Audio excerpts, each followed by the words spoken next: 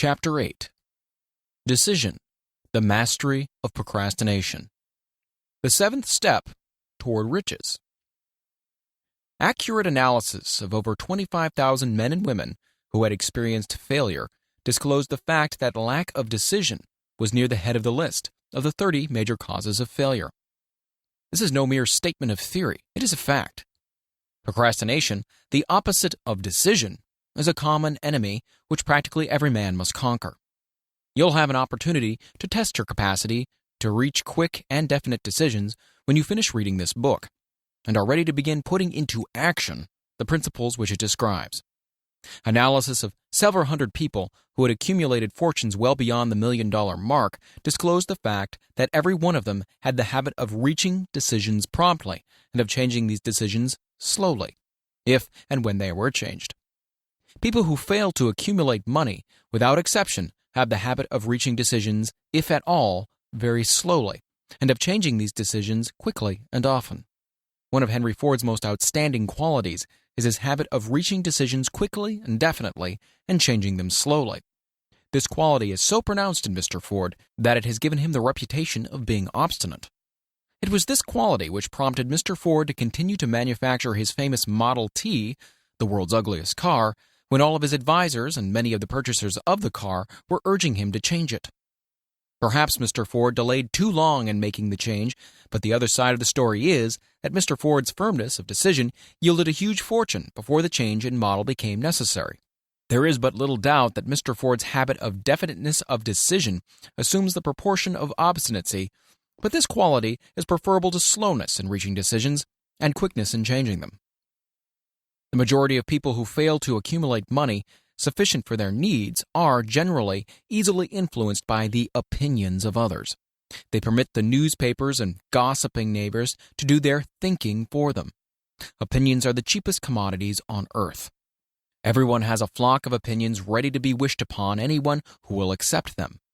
If you are influenced by opinions when you reach your decisions, you will not succeed in any undertaking, much less that of transmuting your own desire into money. If you are influenced by the opinions of others, you will have no desire of your own. Keep your own counsel when you begin to put into practice the principles described here by reaching your own decisions and following them. Take no one into your confidence except the members of your mastermind group, and be very sure in your selection of this group that you choose only those who will be in complete sympathy and harmony with your purpose.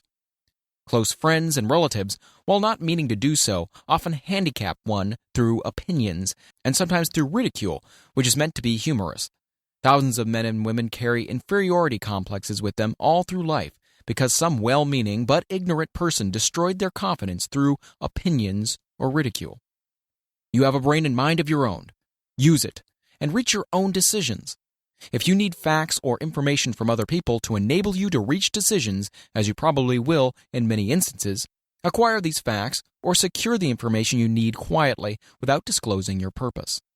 It is characteristic of people who have but a smattering or a veneer of knowledge to try to give the impression that they have much knowledge.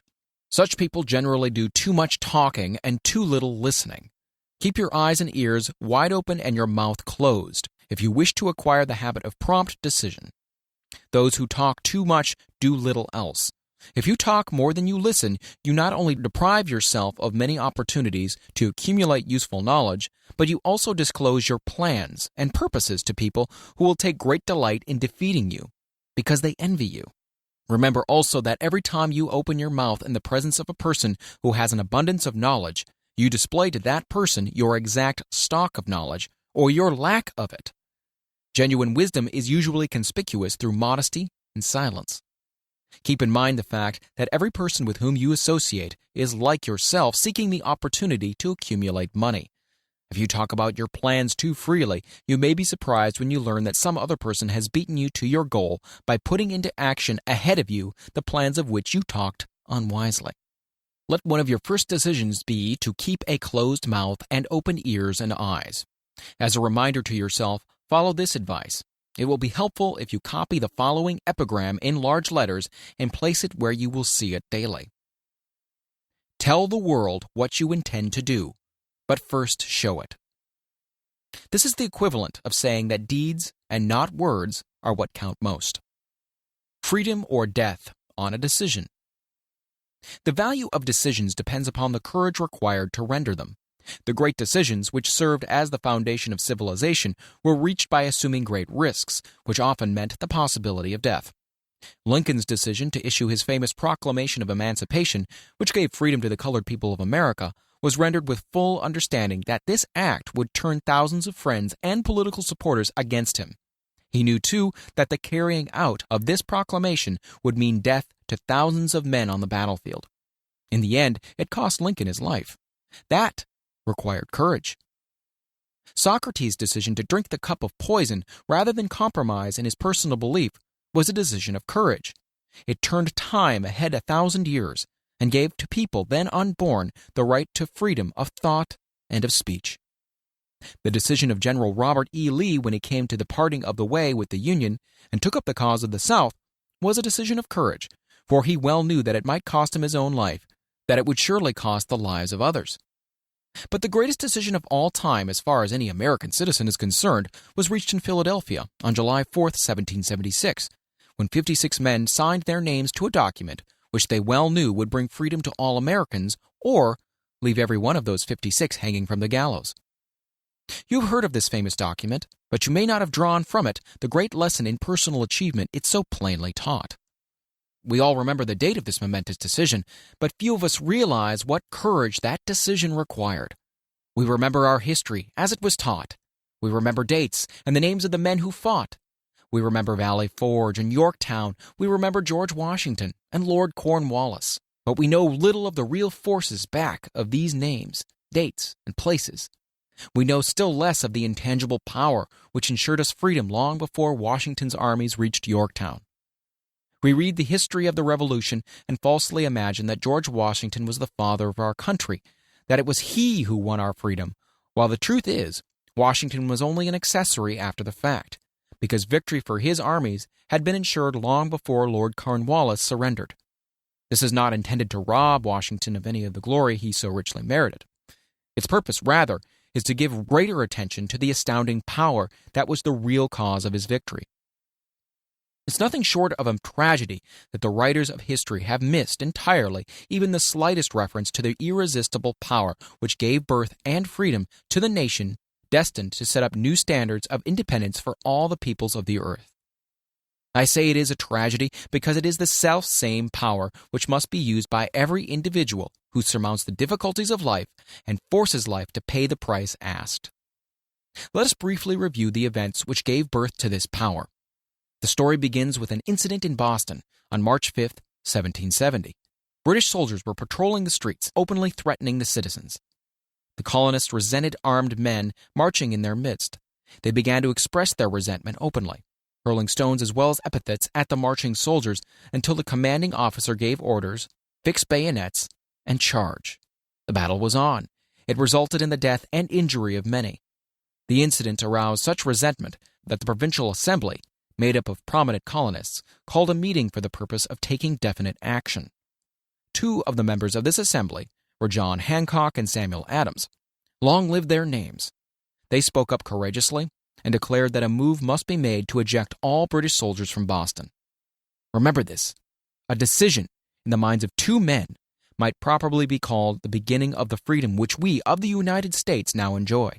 Remember, too, that the decision of these two men called for faith and courage, because it was dangerous.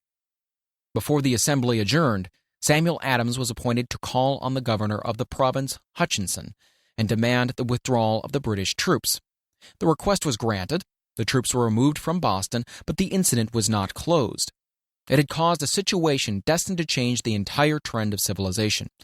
Strange, is it not, how the great changes, such as the American Revolution and the World War, often have their beginnings in circumstances which seem unimportant.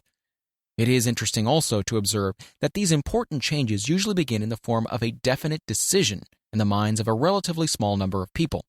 Few of us know the history of our country well enough to realize that John Hancock, Samuel Adams, and Richard Henry Lee of the province of Virginia were the real fathers of our country.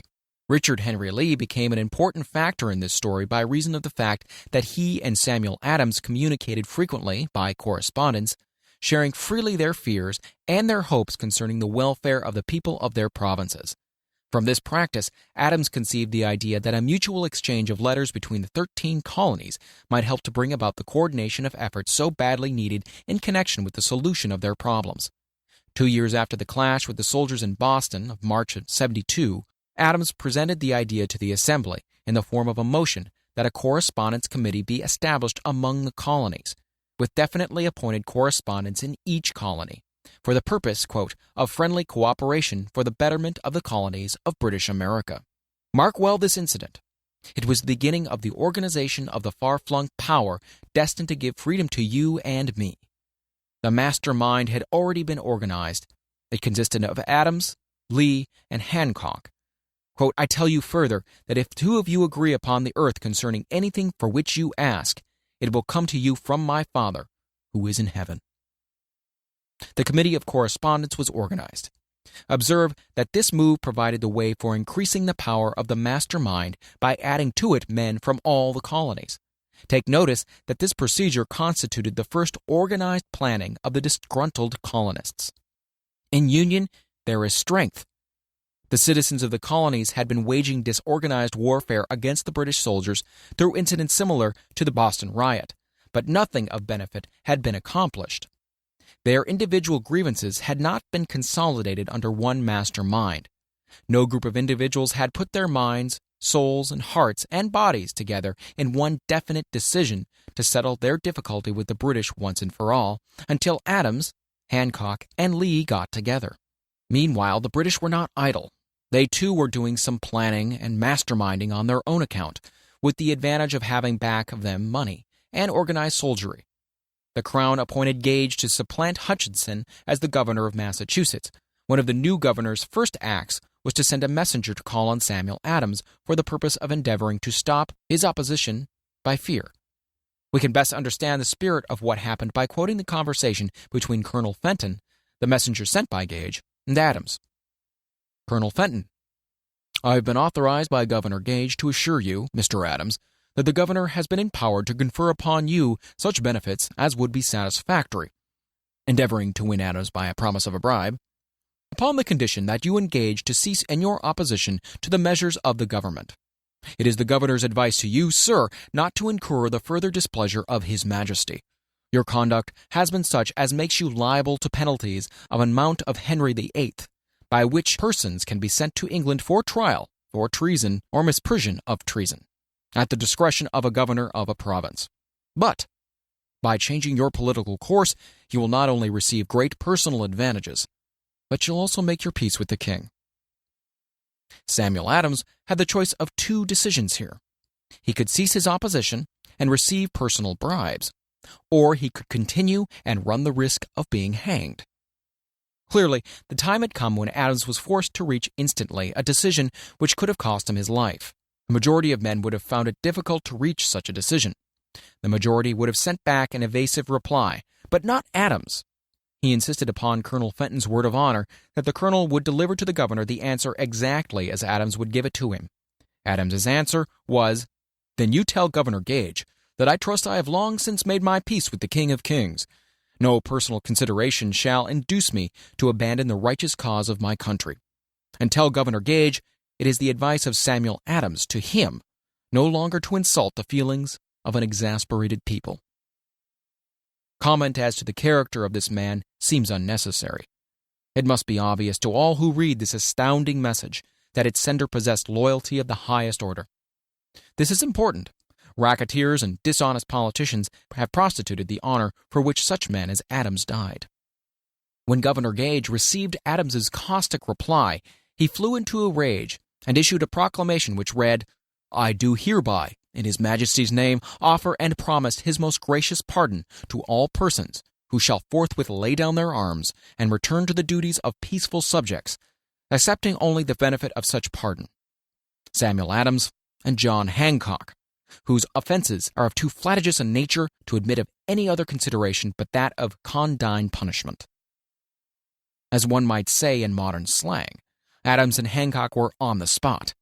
The threat of the irate governor forced the two men to reach another decision, equally as dangerous. They hurriedly called a secret meeting of their staunchest followers. Here the mastermind began to take on a momentum. After the meeting had been called to order, Adams locked the door, placed the key in his pocket, and informed all present that it was imperative that a Congress of the colonists be organized, and that no man should leave the room until the decision for such a Congress had been reached. Great excitement followed. Some weighed the possible consequences of such radicalism, old man fear. Some expressed grave doubts as to the wisdom of so definite a decision in defiance of the Crown. Locked in that room were two men immune to fear, blind to the possibility of failure, Hancock and Adams. Through the influence of their minds, the others were induced to agree that, through the Correspondence Committee, arrangements should be made for a meeting of the First Continental Congress to be held in Philadelphia on September 5, 1774. Remember this date. It is more important than July 4, 76. If there had been no decision to hold a Continental Congress, there could have been no signing of the Declaration of Independence. Before the first meeting of the new Congress, another leader in a different section of the country was deep in the throes of publishing a summary view of the rights of British America. He was Thomas Jefferson of the province of Virginia, whose relationship to Lord Dunmore, representative of the Crown in Virginia, was as strained as that of Hancock and Adams with their governor. Shortly after his famous Summary of Rights was published, Jefferson was informed that he was subject to prosecution for high treason against His Majesty's government. Inspired by the threat, one of Jefferson's colleagues, Patrick Henry, boldly spoke his mind, concluding his remarks with a sentence which shall remain forever a classic. If this be treason, then make the most of it. It was such men as these who, without power, without authority, without military strength, without money, sat in solemn consideration of the destiny of the colonies. Beginning at the opening of the First Continental Congress and continuing at intervals for 2 years until on July 7, 1776, Richard Henry Lee arose, addressed the chair, and to the startled assembly made this motion. Gentlemen, I make the motion that these united colonies are, and of right, ought to be free and independent states, that they be absolved from all allegiance to the British Crown, and that all political connection between them and the state of Great Britain is, and ought to be, totally dissolved. Lee's astounding motion was discussed fervently and at such length that he began to lose patience. Finally, after days of argument, he again took the floor and declared in a clear, firm voice, "Mr. President, we have discussed this issue for days. It is the only course for us to follow. Why, then, sir, do we longer delay? Why still deliberate? Let this happy day give birth to an American republic. Let her arise, not to devastate and to conquer, but to reestablish the reign of peace and of law. The eyes of Europe are fixed on us. She demands of us a living example of freedom that may exhibit a contrast in the felicity of the citizen to the ever-increasing tyranny." Before his motion was finally voted upon, Lee was called back to Virginia because of serious family illness. But before leaving, he placed his cause in the hands of his friend Thomas Jefferson, who promised to fight until favorable action was taken. Shortly thereafter, the president of the Congress, Hancock, appointed Jefferson as chairman of a committee to draw up a Declaration of Independence. Long and hard the committee labored on a document which would mean, when accepted by the Congress, that every man who signed it would be signing his own death warrant, should the colonies lose in the fight with Great Britain, which was sure to follow. The document was drawn, and on June 28th, the original draft was read before the Congress. For several days it was discussed, altered, and made ready. On July 4th, 1776, Thomas Jefferson stood before the Assembly and fearlessly read the most momentous decision ever placed upon paper. When in the course of human events, it is necessary for one people to dissolve the political bands which have connected them with another, and to assume among the powers of the earth the separate and equal station to which the laws of nature and of nature's God entitle them, a decent respect to the opinions of mankind requires that they should declare the causes which impel them to the separation. When Jefferson finished, the document was voted upon, accepted, and signed by 56 men, every one staking his own life upon his decision to write his name. By that decision came into existence a nation destined to bring to mankind forever the privilege of making decisions. By decisions made in a similar spirit of faith and only by such decisions can men solve their personal problems and win for themselves high estates of material and spiritual wealth. Let us not forget this. Analyze the events which led to the Declaration of Independence and be convinced that this nation, which now holds a position of commanding respect and power among all nations of the world, was born of a decision, created by a mastermind consisting of 56 men. Note well the fact that it was their decision that ensured the success of Washington's armies, because the spirit of that decision was in the heart of every soldier who fought with him, and served as spiritual power which recognizes no such thing as failure. Note also, with great personal benefit, that the power which gave this nation its freedom is the selfsame power that must be used by every individual who becomes self-determining. This power is made up of the principles described in this book. It will not be difficult to detect in the story of the Declaration of Independence at least 6 of these principles: desire, decision, faith, persistence, the master mind, and the organized planning. Throughout this philosophy will be found the suggestions that thought, backed by strong desire, has a tendency to transmute itself into its physical equivalent. Before passing on, I wish to leave you with the suggestion that one may find in this story, and in the story of the organization of the United States Steel Corporation, a perfect description of the method by which thought makes this astounding transformation. In your search for the secret of the method, do not look for a miracle, because you'll not find it. You'll find only the eternal laws of nature. These laws are available to every person who has the faith and the courage to use them. They may be used to bring freedom to a nation or to accumulate riches. There is no charge save the time necessary to understand and appropriate them. Those who reach decisions promptly and definitely know what they want, and generally get it. The leaders in every walk of life decide quickly and firmly. That is the major reason why they are leaders. The world has the habit of making room for the man whose words and actions show that he knows where he's going. Indecision is a habit which usually begins in youth. The habit takes on a permanency as the youth goes through graded school, high school, and even through college, without definiteness of purpose. The major weakness of all educational systems is that they neither teach nor encourage the habit of definite decision. It would be beneficial if no college would permit the enrollment of any student unless and until the student declared his major purpose in matriculating. It would be of still greater benefit if every student who enters the graded schools were compelled to accept training in the habit of decision and forced to pass a satisfactory examination on this subject before being permitted to advance in the grades. The habit of indecision acquired because of the deficiencies of our school system goes with the student into the occupation he chooses, if, in fact, he chooses an occupation. Generally, the youth just out of school seeks any job that can be found. He takes the first place he finds because he has fallen into the habit of indecision. 98 out of every 100 people working for wages today are in the positions they hold because they lacked the definiteness of decision to plan a definite position and the knowledge of how to choose an employer. Definiteness of decision always requires courage, sometimes very great courage. The 56 men who signed the Declaration of Independence staked their lives on the decision to affix their signatures to that document. The person who reaches a definite decision to procure the particular job and make life pay the price he asks does not stake his life on that decision. He stakes his economic freedom. Financial independence, riches, desirable business, and professional positions are not within reach of the person who neglects or refuses to expect, plan, and demand these things. The person who desires riches in the same spirit that Samuel Adams desired freedom for the colonies is sure to accumulate wealth. In the chapter on organized planning, you'll find complete instructions for marketing every type of personal service. You'll also find detailed information on how to choose the employer you prefer and the particular job you desire.